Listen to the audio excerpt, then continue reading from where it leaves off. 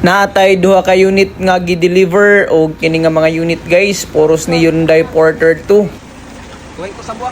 Ang nakalahi lang is na ay Euro 5 engine, naka 6 gear, ihatod nato ni Pagadian City.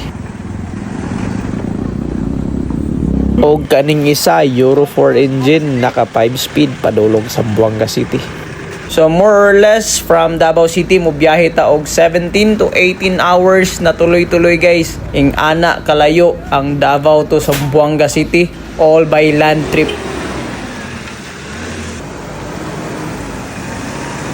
So anyway, first unit nga atong i-deliver is kining color silver tapos black sa ibabaw. Og kaning isa guys, naka special color ni mica cherry wood nga pagka red.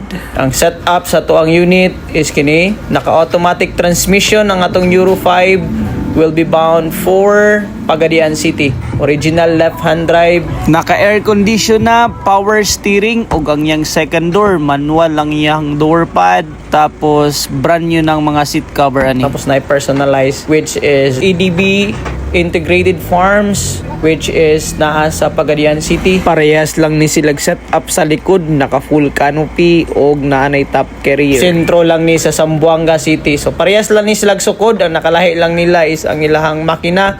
So ang ato ang unit is poros original left hand drive. Manual transmission atong Euro 4, automatic transmission na atong Euro 5. Kini nga unit is kay Boss Darulo, which is mo nakabutang sa mudguard, o kini is kay Boss Bernardino. Salamat kayo sir sa pagsalig amping kanunay sa inyong biyahe, o God bless and dalaygo ng Dios.